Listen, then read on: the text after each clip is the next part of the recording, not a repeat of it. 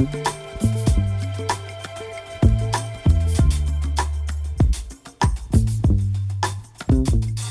alors bonsoir à toutes et à tous.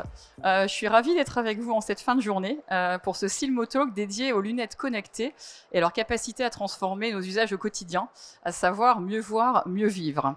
Alors ça veut dire quoi, mieux voir, mieux vivre? Vous savez qu'aujourd'hui on vit ensemble dans le monde de l'optique une véritable révolution dans laquelle on s'est embarqué, et une révolution qui, comme vous le savez, suscite beaucoup d'intérêt de la part de nos consommateurs, beaucoup de curiosité, et donc nous avons un rôle à jouer, un droit et un devoir de leur répondre et d'y apporter notre valeur ajoutée, une valeur ajoutée unique que seuls vous, les opticiens, et seuls nous, industriels de l'optique, pouvez aujourd'hui apporter. Alors en fait aujourd'hui, les lunettes, on sait que c'est plus une question de vision. Ça, on en est maintenant persuadé. C'est une question d'interface, une question d'expérience. En fait, aujourd'hui, on voit bien que la technologie, quand on parle de lunettes connectées, finalement, la frontière entre technologie et l'homme est finalement très ténue. Et aujourd'hui, on n'est plus là finalement. La question, c'est plus de savoir si on rend un appareil plus intelligent, si on va chercher des nouvelles specs. Mais l'enjeu aujourd'hui, c'est de savoir comment on améliore l'expérience en fait qu'on fait vivre à nos consommateurs et comment on augmente l'expérience humaine plus que finalement ajouter des spécificités et de nouvelles technologies. Et quand on conçoit aujourd'hui un produit, on ne conçoit pas un produit pour un produit, il faut lui donner du sens. Et c'est là, en fait, l'homme est très important parce qu'on le sait, on en parle beaucoup, dernièrement, ça a suscité beaucoup de débats. Quand on parle de connexion, quand on parle de lunettes connectées, quand on parle de technologie, on parle évidemment d'IA, d'intelligence artificielle.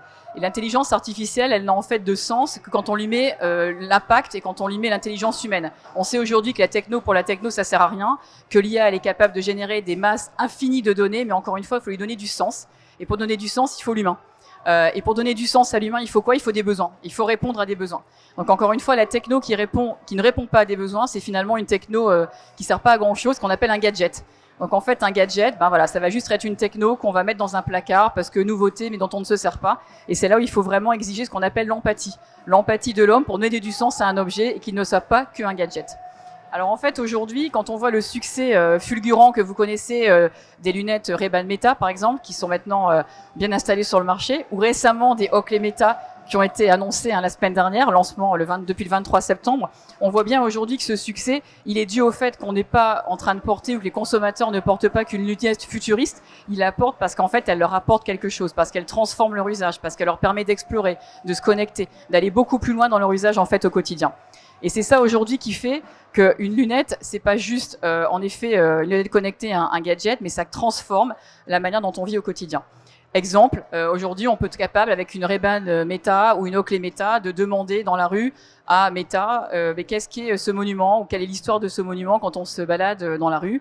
On peut lui demander aussi de manière un peu plus triviale qu'est-ce que je peux faire comme recette ce soir avec ce que j'ai dans mon réfrigérateur, lui donner une liste personnalisée de tâches à faire, de choses à ne pas oublier, et surtout, et je prendrai cet exemple-là qui me paraît plus important et un petit peu moins trivial, qui est celui de l'association de Ray-Ban Meta avec Be My Eyes, qui est une application qui permet aujourd'hui à des personnes malvoyantes ou aveugles, en fait, d'avoir une aide en direct avec des bénévoles et qui vont leur permettre, en fait, de manière complètement instantanée et main libre, de savoir où elles se situent, dans quel environnement, de lire une étiquette dans un magasin. Et ça, c'est possible aujourd'hui grâce à une lunette connectée, grâce à Be My Eyes, et c'est là qu'on passe d'un gadget purement techno à finalement un objet vraiment connecté qui a du sens, qui donne du sens et qui va justement aller beaucoup plus loin dans la transformation des usages de l'homme en tant que tel. Alors une autre évolution, pour ne pas la citer, qui a été aussi annoncée la semaine dernière dans un autre domaine, qui est le domaine sportif, c'est le lancement d'Oakley Meta Vanguard.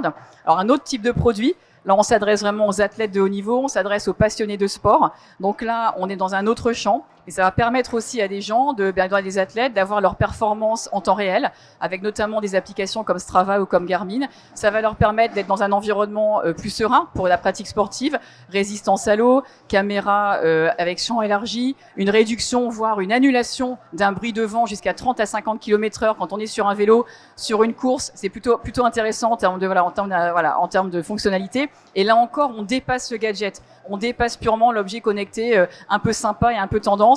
On est vraiment dans la performance, on est dans pousser les limites de soi, on est dans l'exploration de nouvelles conceptions, on est vraiment dans quelque chose qui va beaucoup plus loin. Et là encore, c'est là où on passe de l'objet connecté à un objet qui donne un usage précis et qui va vraiment aller beaucoup plus loin. Alors, on a parlé donc là de lunettes connectées, on parlait de lunettes connectées pour le sport, on a parlé d'applications très concrètes, par exemple pour des personnes malvoyantes, on parle d'applications dans la vie plus courante en tant qu'exploration. On peut demander par exemple aussi une traduction en simultané, vous le savez, dans une langue étrangère avec une Ray-Ban Meta. Là, je vais passer dans un monde un peu différent entre le monde de l'audio et le monde de la vision, qui pour certains, voilà, des opticiens et certains qui font aujourd'hui les deux, parce qu'aujourd'hui, on s'aperçoit que quand on parle de connexion, on parle aussi de communication. Et la communication, en fait, c'est aussi finalement la croisée de deux sens, l'ouïe et la vue. Alors la vue, on connaît bien, c'est un sens qu'on travaille beaucoup en tant qu'opticien, en tant que monde de l'optique. L'ouïe aussi, pour la majorité aujourd'hui, et beaucoup d'opticiens et d'audiologues, mais aujourd'hui, c'est ces deux sens qui permettent la communication. On traduit en fait la vue et l'ouïe dans le regard et dans l'écoute.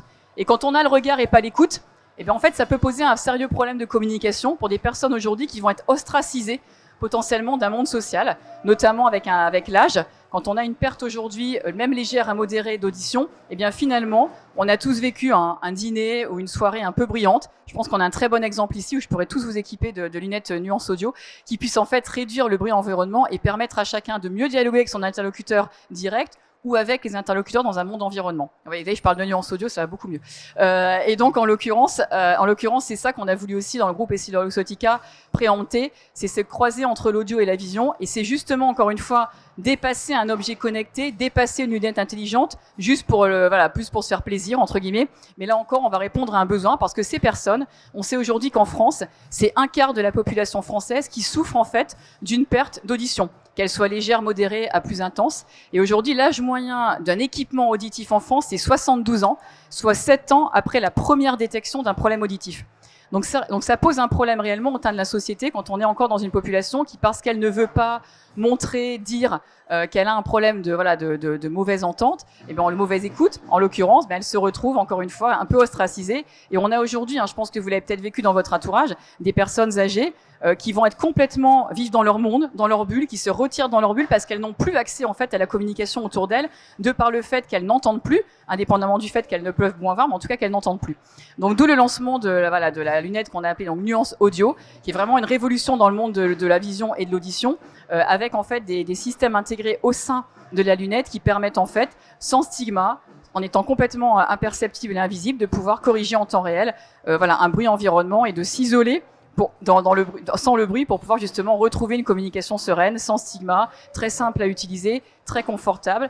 D'ailleurs, je suis très fière et très honorée et très heureuse de vous dire que Nuance Audio a gagné un Silmo d'Or hier soir, donc on est très fiers, donc vous allez encore en entendre parler. Il est disponible et cette lunette est disponible en magasin depuis le mois d'avril. On a gagné on a eu un prix de l'IFA à Berlin, un prix du CES à Las Vegas, donc clairement c'est que le début. Ça continue, il y aura encore beaucoup de choses nouvelles sur Nuance Audio, mais là encore, au-delà de ça, on n'est pas dans un gadget connecté, on est vraiment, encore une fois, on répond à un besoin, on répond à une attente, on répond encore une fois à un besoin latent ou en tout cas exprimé d'une resocialisation de certaines personnes. On en est vraiment là, c'est quelque chose, c'est comme tout à l'heure quand on parlait des personnes malvoyantes, c'est pas juste des gadgets pour se faire plaisir. Donc ça, c'est encore dans le monde de la lunette, on va dire intelligente, la lunette connectée, lunette intelligente, la frontière, elle est finalement assez ténue là aussi, on est dans un monde assez large. Ce qui est important, comme je le disais, c'est qu'on sorte de l'objet gadget. On sait aujourd'hui que dans le futur de l'optique, et on le vit tous, vous professionnels de l'optique et nous aussi, on est dans cette phase révolutionnaire. On est très heureux de s'embarquer dans cette révolution ensemble, parce qu'on va la faire vivre, parce qu'on va la façonner, qu'on a le droit et le devoir de façonner cet avenir qui est devant nous. Et aujourd'hui, c'est ce qu'on disait, en fait, l'IA, il faut absolument qu'elle soit pas qu'une techno embarquée, mais vraiment une extension de soi. Aujourd'hui, je vous parlais, on a parlé des Ray-Ban Meta, on a parlé Oakley Meta, on a parlé Vanguard, on a parlé Nuance Audio. Vous n'êtes pas passé certainement à côté aussi de l'annonce la semaine dernière du lancement d'une nouvelle lunette connectée qui va vous permettre d'avoir des écrans. Alors on m'a beaucoup parlé même précédemment là sur le salon, mes lunettes avec les écrans. Alors oui, il y a des lunettes demain, et c'est pas demain, c'est même aujourd'hui, qui vous permettront en fait d'avoir dans une ville que vous ne connaissez pas votre géolocalisation et votre guidage, votre navigation en direct avec un écran dans votre verre et qui va permettre, main libre sans téléphone, de pouvoir vous orienter directement avec un écran. Donc ça, c'est pas de la science-fiction, c'est pas du futur, c'est maintenant, c'est exactement dans 2 jours, puisque c'est dans 2 jours que du coup cette lunette donc Ray-Ban de Meta Ray-Ban Display va être lancée. Elle sera lancée en France en 2026, et en Europe, puisqu'elle sera encore en phase de test dès son lancement aux États-Unis dans 2 jours. Mais là encore, on n'est pas dans la science-fiction, c'est pas quelque chose qui est dans demain. On se rappelle parfois de vieux films dans les années 80-90 pour les plus âgés d'entre nous, quelques années pour les plus jeunes, où on voyait des écrans intégrés dans des lunettes. Aujourd'hui, c'est une vérité qui existe et qui va donc être lancée. Donc on n'est pas dans de la science-fiction. Et c'est important en fait d'avoir ça en tête parce que quand on voit le succès fulgurant des lunettes connectées au global, des lunettes intelligentes, ça c'est la nouvelle génération qui arrive, il y en aura d'autres. Et là encore, il faut qu'ensemble, industrie de l'optique, tous ensemble, on prenne ce virage, on prenne ce pas pour façonner encore notre futur, y mettre de l'impact. Et c'est important parce que c'est là aussi où on peut apporter notre valeur ajoutée. Alors le dernier point que j'aimerais aborder, c'est un point pour moi qui est certainement peut-être le plus important quand on parle de passer d'un usage de gadget, objet connecté, à véritablement un device qui va nous aider dans notre vie au quotidien. C'est finalement les pathologies médicales et comment l'œil devient finalement une projection du corps. Alors vous allez me dire, c'est quoi cette espèce de titre quasi philosophique? Ça veut dire quoi l'œil fenêtre du corps? Ça veut dire qu'aujourd'hui, on est tous des professionnels finalement de la vision, tous aussi des scientifiques de la vision. Et en fait, l'œil aujourd'hui, indépendamment d'être un organe visuel, il est aussi une fenêtre sur le corps parce qu'il nous permet aujourd'hui, par des examens assez poussés au niveau de la rétine, des examens oculaires avancés, de pouvoir en fait détecter des maladies chroniques, des pathologies qui parfois en fait émettent des signes avant-coureurs, avant même que la pathologie entre guillemets ou que la maladie n'apparaisse. Et ça, c'est possible aujourd'hui avec des outils assez avancés, notamment des rétinographes assez avancés, notamment dans la medtech. C'est pour ça que le groupe aujourd'hui investit aussi dans la medtech. Heidelberg Engineering, où on a du coup acquis 80%, Cellview, des rétinographes grand champ, qui permettent aujourd'hui de pouvoir engranger de la donnée et donc de travailler sur cette médecine prédictive. Alors ça veut dire quoi de la médecine prédictive? En fait, c'est de la science appliquée, c'est de l'ingénierie appliquée. Ça veut dire que demain, on a à peu près, alors si peut-être que certains d'entre vous sont familiers du sujet, on a à peu près aujourd'hui 50 biomarqueurs qu'on est capable en fait d'intégrer avec de l'IA. Donc c'est vraiment la croisée entre l'intelligence artificielle et vraiment la médecine oculaire et qui nous permet aujourd'hui, quand on a ces biomarqueurs, finalement, quand ils sont pris isolément, ils sont intéressants, ils ont de la valeur, mais ils ont surtout de la valeur quand ils sont croisés ensemble en dynamique en temps réel. Et c'est là qu'on arrive à capter ce qu'on va appeler un état de santé, un bilan de santé en temps réel. Alors encore une fois, avec évidemment avec l'accord d'un patient, on prend pas de la donnée comme ça et on sait très bien qu'on c'est très très régi. Mais aujourd'hui, on a à peu près 5 à 15 biomarqueurs par patient qui peuvent être analysés dans de la recherche dans des hôpitaux concrètement avec l'accord du patient. Les 50 biomarqueurs en temps réel et on est plutôt sur de la recherche clinique, on est plutôt en recherche avec de l'IA avancée. Mais demain, ce sera une vérité. C'est déjà une vérité. On utilise déjà ces biomarqueurs pour faire de la recherche, notamment en oncologie. Mais ce sera encore demain de plus en plus puissant, et c'est là que l'intelligence artificielle, c'est là que la technologie, c'est là que la data, c'est là que la medtech, elle prend tout son sens. Et encore une fois, on revient à la lunette connectée, la lunette intelligence, c'est ça. Demain, avec une lunette connectée ou intelligente, on prend l'exemple de Nuance Audion pour en avoir d'autres demain, si on est capable de capter ces data, évidemment avec l'accord du patient, on est capable aussi d'avoir lui-même son propre bilan en temps réel de son état de santé, soit avec des capteurs dans la lunette, soit au niveau du corps, mais reliés avec une intelligence. Et là encore, quand on parle de transformer les usages, c'est beaucoup plus que ça. C'est pas transformer un usage, c'est encore une fois, c'est quasiment guérir demain, ou en tout cas aider à guérir demain les patients. Donc quand je vous parlais tout à l'heure de objet connecté, c'est pas un gadget, et c'est ça qu'il faut arriver à comprendre, c'est que c'est pas juste un gadget, c'est pas de la techno pour de la techno, c'est pas les nouveaux specs. C'est là que prend tout le sens de l'IA connectée à l'intelligence humaine au service de l'humain, où la technologie s'efface et c'est l'homme qui prend la main, c'est l'homme qui prend la place. Et je pense qu'on l'a tous vécu quand vous faites une recherche sur l'IA aujourd'hui. Finalement, on peut lui demander n'importe quoi à l'IA, c'est très très simple. C'est quand on commence à y mettre une intelligence humaine derrière que là on commence franchement à pouvoir avoir un peu de répondant entre guillemets avec la machine. Et c'est pareil en médecine. Avoir un peu de répondant, ça veut dire à mettre la data, ça veut dire analyser, et ça veut dire que là, on est capable, avec, encore une fois, de la rétinographie, des examens oculaires un peu avancés, de la medtech, c'est d'où le mot de medtech, on est capable d'avancer. Et c'est pour ça que c'est important pour moi un peu de finir sur ce sujet-là, parce que c'est pour moi certainement le sujet fondamental quand on parle de lunettes connectées, et quand on parle, comme je vous disais tout à l'heure, de mieux voir, mieux vivre. Mieux voir, mieux vivre, c'est que l'œil vous amène à la fois évidemment à mieux voir, on en parlait, dans un environnement social, une communication, le regard, l'écoute, mais au-delà de ça, c'est mieux vivre demain en meilleure santé. On est vraiment dans ça, dans la prédiction, indépendamment dans la guérison. Et ça, je crois que c'est important qu'on l'appréhende parce qu'ensemble, on est encore une fois tous des professionnels de l'optique, tous des scientifiques de l'optique, et il faut qu'on s'embarque dans ce nouveau monde ensemble. Encore une fois, pour moi, c'est un droit et un devoir, en tant que soit leader de l'industrie, soit évidemment opticien. Et on va aussi façonner notre propre croissance parce que derrière, il y a aussi évidemment des très belles opportunités de croissance pour nous. Et aujourd'hui, les personnes, les opticiens qui ne s'embarqueront pas dans ces technologies-là vont rater quand même un très gros pan de ce qui se passera demain dans le monde, indépendamment d'objets connectés, dans le monde de demain. Et on a ensemble, je pense, ce devoir de façonner notre futur nous-mêmes, de le façonner, de le prendre en charge. Et ce serait peut-être le mot de la fin, parce que vous savez très bien que ces objets connectés, ils sont évidemment présents partout, y compris en dehors des magasins d'optique, comme vous le savez. Et aujourd'hui, si demain on veut que cet objet, qu'on va appeler donc lunettes connectées, lunettes intelligentes, soit véritablement un objet au service de l'homme, qu'ils auraient de transformer, de connecter, d'explorer, d'aller plus loin, potentiellement de guérir demain et de prévenir, ça n'est possible que si et seulement si cet objet est porté quotidiennement, comme quand vous avez votre téléphone portable. Et pour que l'objet soit porté quotidiennement, il faut qu'il soit mis à la vue. Parce qu'aujourd'hui, on a quand même une frange de population assez importante qui est corrigée visuellement. Donc un objet tel qu'une lunette connectée intelligente, si elle n'est pas mise à la vue, là ça devient un gadget. Et si je reviens à tout ce que je vous disais depuis le début, un gadget, tout ce que je vous disais sur en fait, le fait de mieux voir, me vivre, là on revient finalement à quelque chose d'assez plat. Et c'est là où nous, on a un intérêt à façonner en fait cette industrie, parce que votre valeur ajoutée, notre valeur ajoutée unique, elle est là. C'est la mise à la vue avec des verres photochromiques. C'est ça en fait qui fera demain l'avenir de lunettes connectées intelligentes par rapport à de la lunette connectée, on va dire, qu'on achète de manière assez impulsive, peut-être comme un gadget dans des magasins d'électronique. C'est là la différence avec un objet entre guillemets connecté, une lunette connectée intelligente qui va être achetée chez un opticien avec une prescription. Et là, on passe de la technologie à l'humain. On passe de la transformation à l'exploration, et on passe vraiment à quelque chose qui va beaucoup plus loin. Et c'est ça, en fait, pour nous, notre enjeu. Notre enjeu, il est là.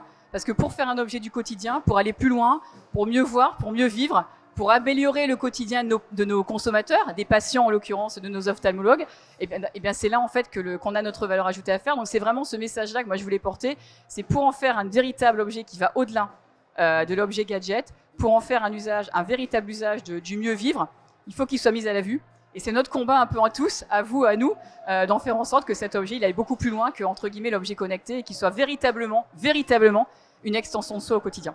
Voilà. Je vous remercie. Je ne sais pas si vous avez des questions auxquelles je serais ravi de répondre, si j'ai la réponse en l'occurrence, mais à votre disposition.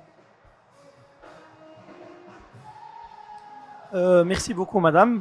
Je me présente, c'est Youssef, je suis un optométriste.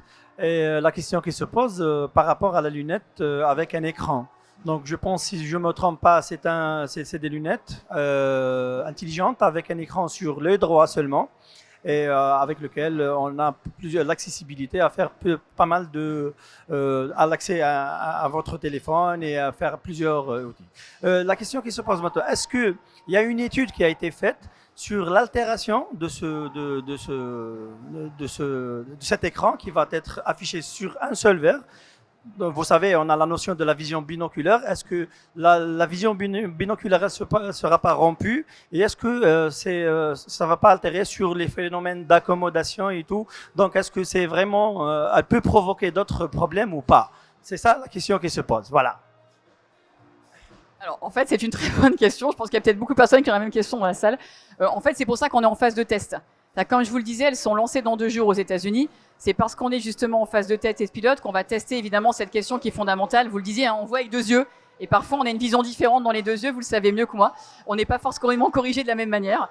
Donc, c'est une vraie question qu'on s'est posée, qu'on se pose. Et clairement, ça fera partie de tous les tests qu'on va faire en test pilote pour être sûr qu'on répond bien à cette question. Et oui, j'ai envie de vous dire évidemment que quand ces lunettes seront lancées sur le marché, en tout cas en Europe ou en France, elles auront de toute façon une réglementation, une validation de toute façon par les autorités sanitaires, puisqu'on est encore une fois sur un dispositif médical.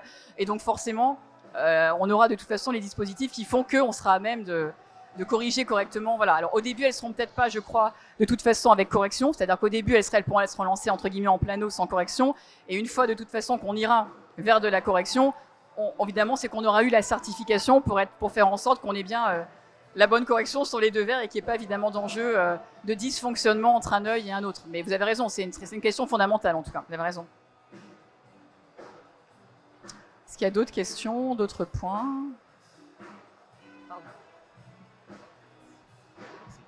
Oui, bonjour. Je voulais savoir si des études avaient été conduites sur la dangerosité des dispositifs électroniques près du cerveau. Vous parlez des lunettes nuance audio en particulier ou pas particulièrement sur toutes les lunettes connectées? Écoutez, on a en tout cas, enfin, elles ont été commercialisées encore une fois avec l'accord des autorités sanitaires, donc on n'a pas, en tout cas, on n'a pas à date honnêtement de contre-indication par rapport au fait qu'elles aient des impacts sur le cerveau. En tout cas, on n'a pas, enfin voilà, on n'a pas nous aujourd'hui ni de contre-indication, ni pour le faire. Pardon ? On n'a pas de recul non plus, vous avez raison. C'est vrai que scientifiquement, on n'a pas de recul, c'est juste, puisque c'est quand même c'est très récent, donc vous avez raison. On n'a pas de recul, c'est vrai. Mais en tout cas, on n'a pas de contre-indication non plus à date. Mais vous avez raison, on n'a pas 20 ans, 30 ans, 40 cohortes d'utilisation de ces lunettes connectées intelligentes. Donc c'est juste, ce que vous dites est juste, mais on n'a pas en tout cas à date, en tout cas de contre-indication sanitaire et médicale sur le sujet. Voilà, mais non. Je suis arrivée en retard, je n'ai pas eu le début de votre... Mais cette connectivité, c'est juste pour s'assurer que la personne porte les lunettes ou bien il y a un retour, un feedback sur la qualité de vie de la personne. À quoi ça vous sert les lunettes connectées? C'est ce que j'expliquais. En fait, la lunette connectée, je vais prendre quelques exemples. Elle vous permet à la fois, donc indépendamment de prendre une photo, d'appeler vos amis, je vais dire des choses assez classiques, de faire de la traduction en direct quand vous êtes dans un pays dont vous ne parlez pas la langue. Vous pouvez avoir par exemple la langue en direct, vous allez avoir un retour en direct. C'est des choses assez, on va dire, classiques. Et après, j'évoquais le fait qu'il y a des choses qui sont un peu plus, on va dire, poussées, comme des personnes malvoyantes qui peuvent avoir une assistance en direct par des bénévoles pour leur dire où est-ce que tu te situes, qu'est-ce que je peux lire sur l'étiquette, etc.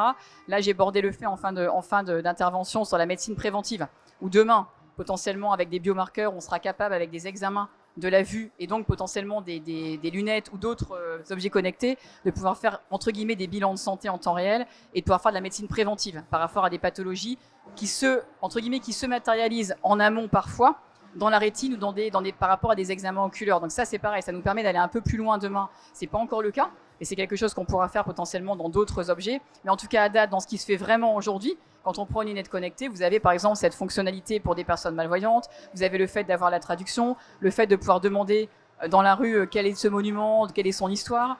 Vous pouvez demander par exemple à une lunette, aujourd'hui dans le sport, spécifiquement il y a des lunettes pour le sport qui permettent d'avoir les performances en direct, qui permettent de ne pas avoir le bruit du vent, de ne pas avoir la pluie, voilà, des choses qui sont assez concrètes dans la vie de tous les jours. Outre le fait, encore une fois, de demander une recette de cuisine avec... bon, ça c'est des choses un peu plus classiques, mais qui existent et qui sont aussi assez pratiques. Par rapport aux enfants et vos projets myopie là, qui vont porter des lunettes connectées, ça sera quoi? Alors, les enfants aujourd'hui, c'est pas un enjeu de lunettes connectées, c'est plutôt un enjeu de verre, de freination de la myopie. Parce qu'aujourd'hui, vous le savez, on a malheureusement, les écrans, voilà, les écrans font que demain, voilà, dans quelques années, on pense que 50% de la population sera myope. Aujourd'hui, on a des enfants qu'on arrive à corriger, des enfants très myopes, avec des verres de correction de myopie, de freination de myopie. Donc là, on n'est pas dans des verres connectés, on est dans des verres réellement des verres voilà, qui sont médicaux et qui permettent en effet pour des enfants qui vont les porter en moyenne 1 an, de corriger de 67% aujourd'hui une partie de leur myopie. Souvent quand elles sont portées assez jeunes, souvent de 2 à 6, entre 2 et 6 ou 6 et 12 ans. Et ça, ce sont des verres médicaux, on n'est pas dans de la lunette, la monture connectée, on est vraiment sur des verres de freination de myopie. L'année dernière, il y avait quelqu'un d'Essilor ici qui présentait un projet myopie avec les lunettes connectées. Alors, l'année dernière, en effet, vous avez tout à fait raison. Il y a Sébastien Villette, notre directeur de la R&D, qui était ici avec Prune-Mar, notre directrice générale, qui présentait le projet Premium. Alors, Premium, c'est un projet de recherche fondamentale qu'on partage avec le gouvernement français, dans le cadre de France 2030, qu'on co-investit à 50%. Et dans ce projet Premium, on travaille en fait sur des cohortes avec l'Institut Rothschild, avec les 15-20, avec notamment Polytechnique, avec les mines, où en fait on modélise, on prend pas mal d'enfants, on a beaucoup de cohortes, des milliers d'enfants. Dans ces enfants, on va en fait mettre des clusters d'enfants en fonction de leur myopie. Et avec l'intelligence artificielle, et c'est là encore une fois, on en revient tout à l'heure, alors c'est pas des lunettes connectées, mais avec l'intelligence artificielle, on va modéliser différents clusters d'enfants pour permettre en fait à un enfant demain de se dire il est dans tel cluster, donc on va lui apporter tel type de verre et tel type de correction, et donc il a beaucoup moins de chances de devenir malheureusement aveugle à l'âge adulte, parce que là on est vraiment sur des enfants avec vraiment des enjeux de cécité très très forts, enfin potentiellement à l'âge adulte, et donc c'est cette modélisation qui va permettre en fait d'avoir la meilleure réponse, la plus fine, pour des enfants qui sont vraiment encore une fois dans des situations très compliquées de myopie. Et donc c'est cette intelligence artificielle, cette recherche et développement, c'est ces cohortes, cette modélisation qui permet en fait d'avoir la meilleure solution pour un enfant qui ne sera pas la même que celui qu'on va apporter à l'enfant du cluster B. Parce qu'aujourd'hui, on a des verres de frénation de myopie qui sont on va dire, génériques non, parce qu'ils sont après, évidemment, les à la vue. Mais là, on sera capable d'avoir des verres qui sont beaucoup plus pointus pour répondre en fait à la frénation de la myopie. Et c'est donc tout l'enjeu du projet Premium, qui est un projet dans lequel on investit en effet jusqu'à 2030 avec l'État français, en effet les 15-20 et Rothschild. Donc là, il y a tout un projet de recherche. Mais vous avez raison, c'est un gros projet, c'est un projet important en termes de santé publique en fait aujourd'hui, notamment pour la population des jeunes grands myopes en fait. Mais on n'est pas en lien direct avec la lunette connectée ou la lunette intelligente. Peut-être demain, c'est ce que j'expliquais, peut-être demain on aura des lunettes ou en tout cas des devices qui permettront de... Lunettes intelligentes et lunettes connectées, quelle différence? Souvent, on fait souvent, la frontière est assez ténue. Une lunette connectée, c'est qu'elle va être potentiellement connectée à une intelligence artificielle. Donc vous avez en fait une intelligence artificielle intégrée dans votre lunette. Une lunette intelligente, c'est que c'est une lunette qui va avoir, alors soit elle peut avoir une intelligence artificielle, soit elle peut avoir en fait un mécanisme qui va aider ou apporter une autre fonctionnalité. L'exemple de Nuance Audio dont je parlais, Nuance Audio qui est une lunette qui va être capable de réduire en fait le bruit environnant autour de vous. C'est une lunette intelligente qui a en fait un device qui va être capable, comme vous voyez là, on est en plein dans, voilà. Si vous aviez une Nuance Audio et moi aussi, on serait capable d'isoler le bruit environnant de l'orchestre et d'avoir une conversation, vous et moi, en direct, sans avoir le bruit environnant. Donc on serait capable d'isoler tout le bruit qu'il y a autour. Et ça, c'est un device de lunette intelligente. Alors c'est souvent, la frontière est un peu ténue, et souvent on va parler de lunettes connectées, de lunettes intelligentes en général. Mais il est vrai que si on est puriste, un petit peu différent. Une lunette, voilà, on peut avoir les deux dans un, mais c'est un petit peu différent en termes de device. Oui, pardon. J'aurais dû porter des nuances audio, définitivement. Merci. Juste un follow-up. Vous avez dit qu'il y avait pas on pouvait pas mettre de verre progressif sur les nouvelles lunettes display qui vont sortir en 2026 en Europe. Mais est-ce que c'est possible aux États-Unis? Je vais être très honnête, je ne sais pas. Pour l'instant, ces lunettes ne sont pas encore équipées de verres correctifs.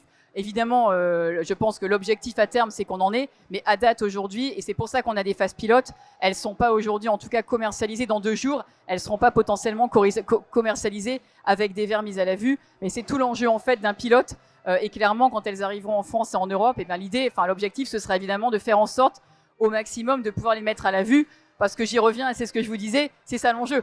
C'est que si on veut avoir des lunettes qui soient utilisables tous les jours, pour la majorité d'entre nous, c'est qu'elles soient entre guillemets à la vue. Donc pour l'instant, c'est pas le cas. En tout cas, sur la version qui sort dans 2 jours aux États-Unis, elles ne sont pas aujourd'hui dotées de verres à la vue. Mais évidemment, c'est évidemment l'objectif et l'idée. Et honnêtement, là, je vais être honnête avec vous, j'ai pas de date précise sur la date officielle de mise à la vue de ce type de lunettes, en effet.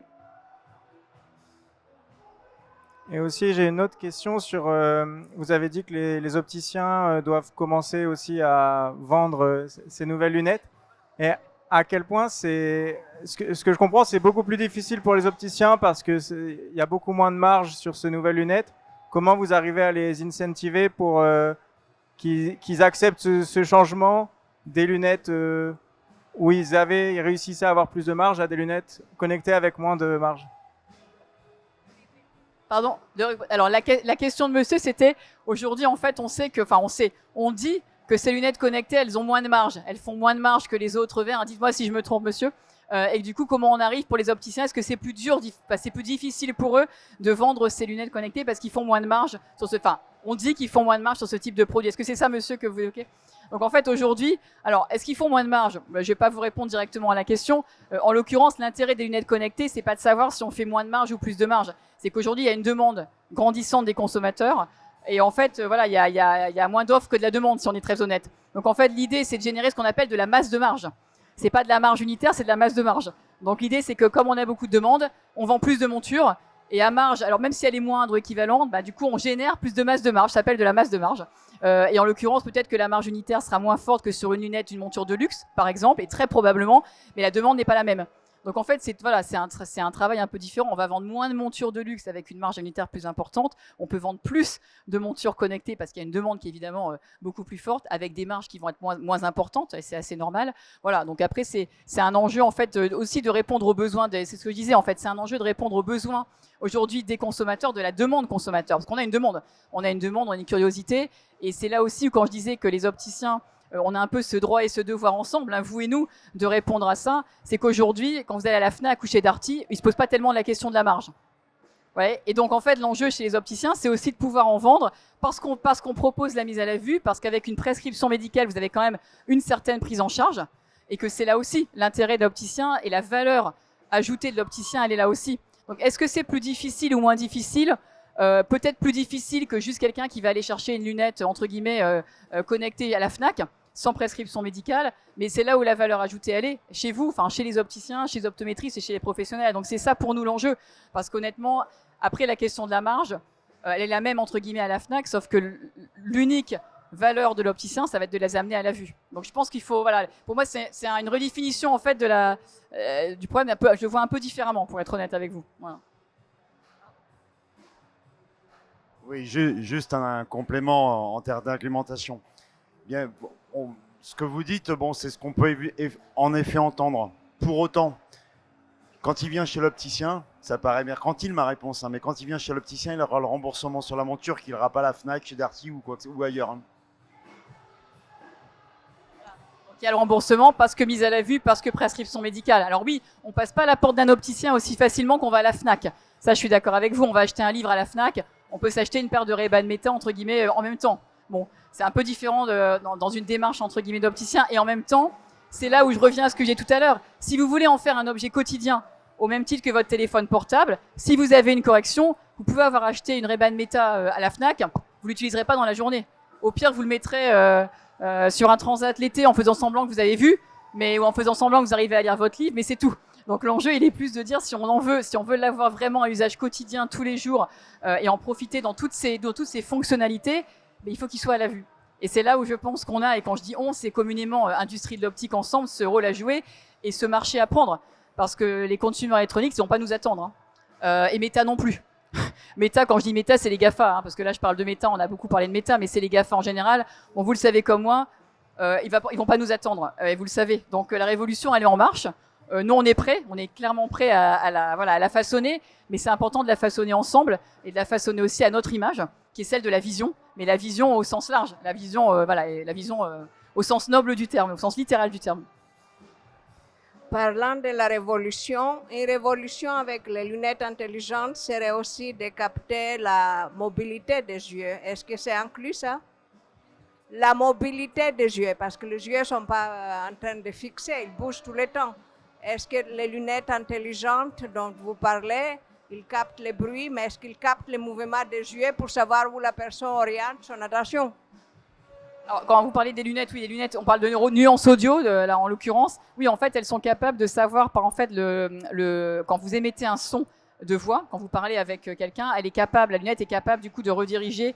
Elle sait en fait que vous avez un son, enfin comme là, si on se parlait, si on était équipé, ou vous étiez équipé ou moi de nuances audio, on est capable d'isoler le son en dehors. Donc en fait, là, on a en directionnel, c'est directionnel. Donc voilà. Alors en fait, comme en fait vous réentendez. Comme vous avez le bruit, comme vous réentendez entre guillemets votre interlocuteur, vos yeux sont recapables entre guillemets d'avoir cette conversation, ce regard et cette écoute, puisque les yeux sont liés à l'écoute. Le regard est lié à l'écoute. Donc en fait, les yeux naturellement vont se rediriger vers la personne puisqu'elle va réentendre la personne lui parler. Le problème, c'est quand on n'entend pas, les yeux entre guillemets les yeux vont. Et c'est ça en fait, c'est que le regard il est lié à l'écoute. Mais après le verre, ça dépend si vous avez un verre corrigé ou pas. Si vous avez un verre corrigé, évidemment, là vous avez vos yeux qui vont aller dans le sens. Est-ce que vous mettez des petits capteurs, des caméras qui peuvent filmer les yeux de la personne pour savoir où est-ce qu'elle regarde? Il n'y a pas de caméra qui filme dans les nuances audio. Les caméras qui filment, ça va être dans les Ray-Ban ou Oakley Meta, qui est un autre type de fonctionnalité où vous n'avez pas en fait l'aide auditive. Dans les nuances audio avec aide auditive, vous n'avez pas de capteur caméra. Vous avez une redirection du son, entre guillemets, mais vous n'avez pas de capteur caméra. Et après, si vos lunettes, si vos verres sont évidemment mis à la vue, vous allez avoir une vision de près, une vision de loin en fonction du type de verre correctif que vous avez. Donc vous avez votre, entre guillemets, le champ d'espace le plus libre. Est-ce que vous développez d'autres lunettes avec les capteurs pour voir où les yeux regardent? Il y a beaucoup d'innovations en cours sur les lunettes connectées avec capteur, sans capteur, l'audio. Oui, il y a beaucoup d'innovations en cours. La R&D, Meta travaille sur des choses assez larges. Oui.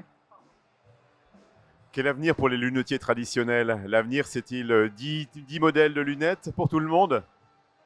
Non, mais il y a beaucoup d'avenir pour tous les lunetiers traditionnels et moins traditionnels. Mais je pense qu'aujourd'hui, même pour moi, c'est une très bonne question. En fait, les lunetiers traditionnels, ils s'embarquent aussi dans cette révolution parce que pour moi, lunettes connectées n'est pas indépendant de lunettes traditionnelles, de montures artisanales. On peut aussi demain avoir deux usages. Des lunettes à usage connecté, une lunette différente non connectée. Donc je pense qu'aujourd'hui, c'est pas l'un n'empêche pas l'autre. On sait très bien aujourd'hui qu'il y a beaucoup aujourd'hui de porteurs de lunettes qui n'ont pas qu'une paire de lunettes. Et donc voilà, à un moment donné, on peut faire aussi les deux. Il n'y a pas que de la méta, il n'y a pas que de la lunette connectée. Clairement, aujourd'hui, on a une massification, on a une demande sur ce type d'objet. Tout le monde n'est pas non plus à la recherche de ça. Et heureusement, le marché, il va pas demain, on ne sera pas 100% sur un marché connecté. Et voilà, et j'ai envie de dire heureusement, c'est bien, parce qu'il faut aussi, comme vous dites, qu'on ait aussi encore des lunetiers plus traditionnels, des artisanats, il y a de très très belles montures, il y a très beau, voilà. Donc en fait, non, c'est pas le tout ou rien. Là, on disait qu'on était très spécifiquement axé sur la lunette connectée, mais vous avez raison, il n'y a pas que ça, et demain, le marché ne sera pas que connecté, que intelligent, et c'est aussi la beauté de notre industrie, je pense, donc vous avez raison. C'est pas tout ou rien, mais il est vrai que là, le sujet se portait spécifiquement sur la lunette connectée, mais vous avez raison, c'est pas parce qu'on parle de ce sujet-là qu'il annihile tous les autres, voilà, toutes les autres de la profession. Peut-être un avenir, c'est que des fournisseurs de ces dispositifs électroniques les mettent à disposition des lunetiers. L'État qui s'allie avec d'autres lunetiers. Peut-être. Alors honnêtement, voilà, peut-être. Honnêtement, j'ai pas la réponse, mais après, voilà, il y a des choses dont on avait pensé, auxquelles on pensait il y a 30 ans, qui sont là et on n'y aurait jamais. Voilà. Donc peut-être que vous avez raison, peut-être que demain ce sera une vérité, ce sera quelque chose qui existe. Très honnêtement, j'ai pas la réponse, mais vous avez raison. Peut-être que demain, voilà, peut-être que demain ça existera sur des lunettes plus traditionnelles ou des montures artisanales, créateurs, etc. Pourquoi pas. Et peut-être qu'on trouvera la conjonction des deux mondes un jour, et peut-être très prochainement. J'avoue que là, j'ai pas. Mais vous avez raison. Ça peut la croisée des deux mondes. On fait bien de l'audio et de l'audition, donc voilà, l'audio et de la vision. Donc pourquoi pas. Dernier point, pour revenir au traditionnel et aux basics, est-ce que définir la correction optique vraiment optimale pour la personne fait partie de vos développements?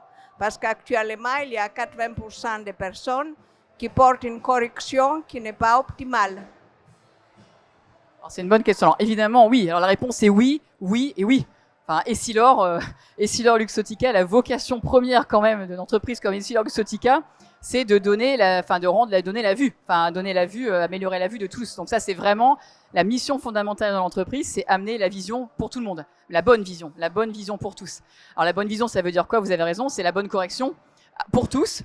Donc clairement, alors on a parlé de la myopie, mais évidemment le verre progressif, le multifocal, enfin voilà, c'est quand même parlé, on est verrier quand même à la base, donc oui, la réponse est plus que oui, j'ai envie de vous dire, c'est oui, c'est la mission de l'entreprise, donner la meilleure vision à tout le monde, et d'ailleurs pas que dans des pays développés, parce que vous savez qu'on a aussi une mission qui va au-delà des pays un peu développés, où on porte aussi des projets en Inde et dans d'autres pays en voie de développement pour apporter la bonne vision aussi à tous, à des pays ou des gens qui n'ont pas les moyens ou moins les moyens de se faire corriger, parce que comme vous le savez, ça a un coût de se faire corriger aujourd'hui la vue. On a beaucoup de chance en France, comme vous le savez, on a un marché relativement et subventionné et aidé, même si voilà, c'est de plus en plus compliqué. Donc il y a beaucoup de pays dans lesquels on œuvre pour aussi redonner la bonne vision à tous. Et ça fait vraiment partie là, de notre ADN fondamental d'entreprise. Hein. C'est quand même notre ADN, c'est de là qu'on est né quand même. Et c'est notre première mission, c'est donner la bonne vision à tout le monde. Alors après, on peut parler de lunettes connectées, on peut parler de ça, mais ça reste quand même le fondement de notre entreprise. Donc oui. Dans nos pays luxueux, on est 80% d'acheter des lunettes, mais qui n'ont pas la correction optique optimale. Ceci parce que malgré les réfractomètres performants ou autres, il y a quelque chose qui manque et on n'arrive pas à définir la correction optique optimale. Qu'est-ce que Essilor fait par rapport à ça?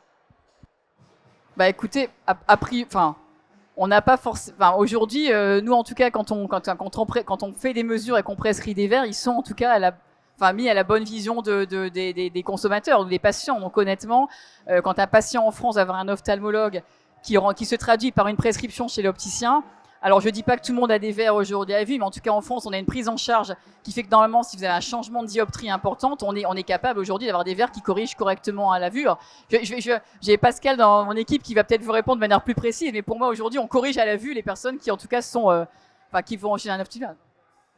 Bonjour madame. Aujourd'hui, on a aussi l'avantage d'avoir des réfracteurs qui corrigent au centième de dioptrie, qui permettent d'avoir accès à des verres au centième de dioptrie. Et là, alors, on va quand même avoir une vision qui va être le plus optimale possible.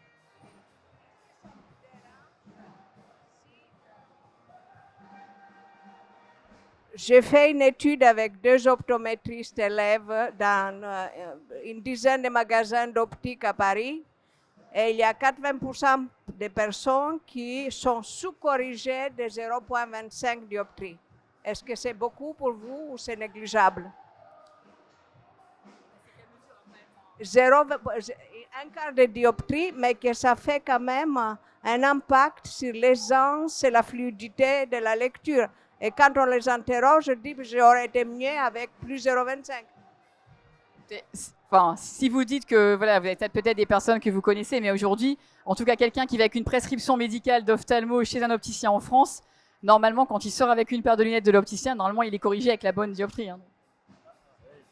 Par expérience, que ça soit en réfraction lunettes ou bien comme je le faisais pour la contactologie, la réfraction, c'est pas une science exacte.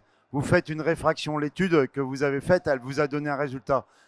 Il faut l'analyser sur est-ce que ça a été fait aux mêmes heures dans la journée.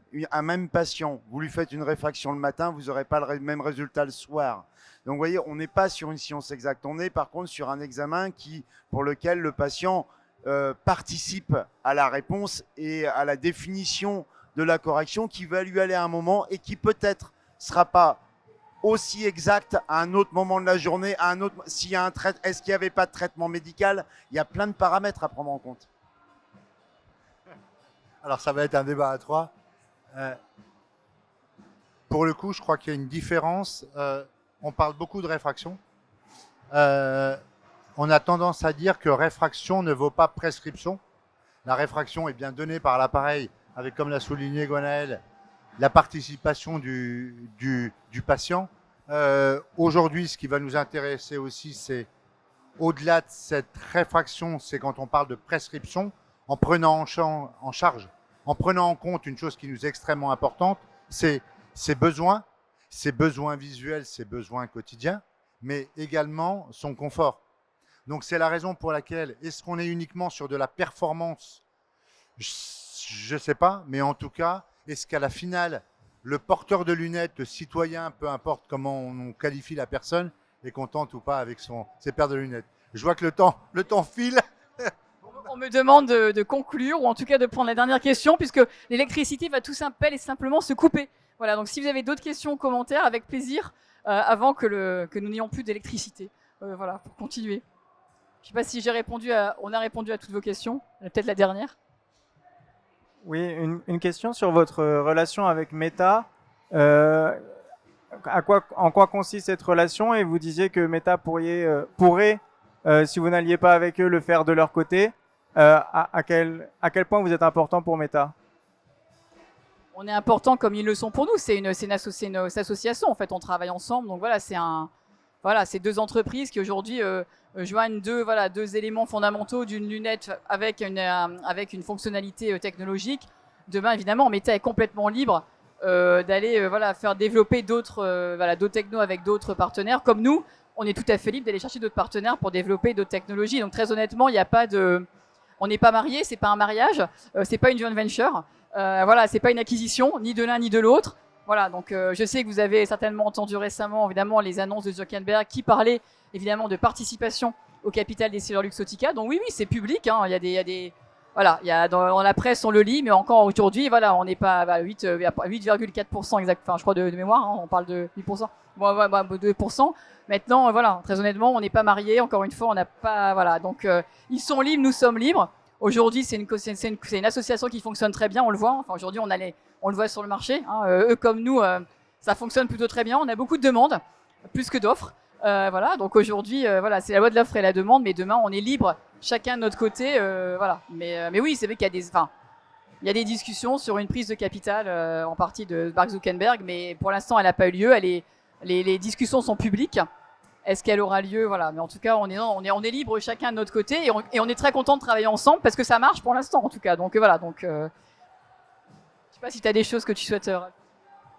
En fait, ce que vous avez entendu, c'est vraiment dans un esprit de totale transparence parce que le projet de participation est à 3% et l'obligation légale de l'exprimer, c'est seulement si c'est supérieur à 5%. Donc là, il manifeste simplement l'intention d'investir dans une entreprise dans laquelle il croit au travers de ses technologies, de son innovation et avec lequel il a fait ce partenariat que sont les Oakley ou les Ray-Ban Metal. Mais en réalité, rien ne l'oblige à l'évoquer. C'est vraiment en totale transparence, mais il n'y avait aucune obligation compte tenu du seuil de son intention de prise de participation. 3%. Encore une fois, ça prouve la foi, enfin, entre guillemets, la confiance qu'il a dans l'entreprise. Mettre 3% de son capital, si ça se confirme, c'est quand même une sacrée confiance de la part de Zuckerberg pour aller mettre 3% dans de son capital dans notre capital. Donc on est plutôt très à l'aise avec ça. Donc, bon, du coup, voilà. Merci. Est-ce que j'ai répondu? Enfin, on a essayé de répondre à toutes vos questions avec... merci beaucoup. Bonne fin de soirée et bonne fin de Silmo.